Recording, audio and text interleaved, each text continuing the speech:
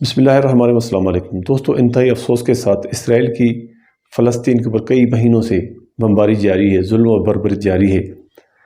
ہم بحیثیت مسلمان 57 اسلامی ملک ہیں، لیکن کسی ایک ملک نے بھی سرکاری سطح پر کی مذمت نہیں کی، چند ایک ملکوں کو چھوڑ کر۔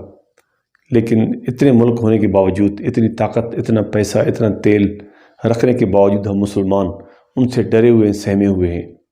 عوامی سطح پر اسرائیل کے خلاف احتجاجی مظاہرے بھی ہوتے ہیں، مذمت بھی ہوتی ہے، لیکن یہ مذمت اور احتجاجی مظاہرے کسی کام کے نہیں ہیں۔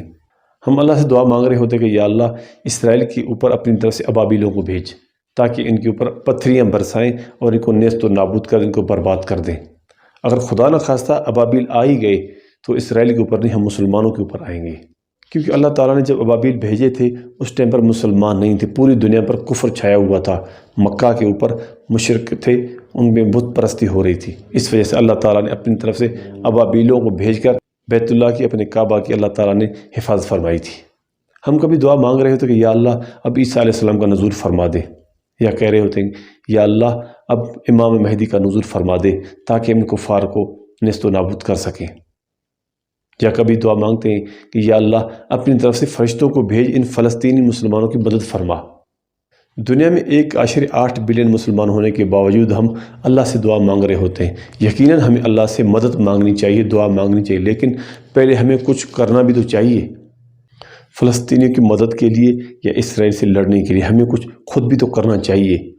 ہمیں فلسطینیوں کے لیے اللہ تعالیٰ سے کچھ نہیں مانگنا چاہیے، ہمیں جو بھی مانگنا چاہیے اپنے لیے مانگنا چاہیے کہ یا اللہ ہمیں غیرت دے، ہمیں شرم دے، ہمیں حیا دے کہ ہم دنیا میں 1.8 بلین کی تعداد رکھنے والے مسلمان ہیں، 57 مسلمان ملکوں کی تعداد رکھنے والے ہیں، اور فوجی طاقت میں بھی کسی شاید کم نہیں ہیں۔ یا اللہ ہمیں غیرت دے، ہمیں شرم دے کہ ہم ان مسلمانوں کی مدد کر سکیں۔ رسول اللہ صلی اللہ علیہ وآلہ وسلم کا ارشاد مبارک ہے کہ تمام مسلمان ایک جسم کے مانند ہیں۔ اگر جسم کے کسی ایک حصے پر تکلیف ہوتی ہے تو پورا جسم اس کی تکلیف کو محسوس کرتا ہے، وہ پورا جسم اس تکلیف کی وجہ سے بے چین ہوتا ہے۔ اگر ہم مسلمان ہیں، اپنے آپ کو مسلمان سمجھتے ہیں، تو فلسطینی بھائیوں کی تکلیف کو بھی ہمیں اپنی تکلیف سمجھنا چاہیے۔ ہمیں اسی طرح محسوس ہونا چاہیے کہ جس طرح فلسطینی بھائیوں کے اوپر تکلیف ہے، ہمیں اسی طرح محسوس کرنا چاہیے جس طرح فلسطینی مسلمان اپنے اوپر تکلیف کو محسوس کر رہے ہیں۔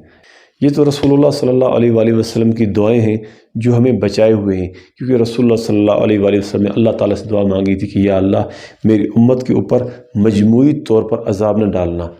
اگر رسول اللہ صلی اللہ علیہ وآلہ وسلم ہمارے لیے دعا نہ مانگتے تو یہ جو اب فلسطین کے اوپر ظلم چل رہا ہے، اس کی وجہ سے اللہ تعالیٰ کی طرف سے ہمیں عذاب آ جاتا۔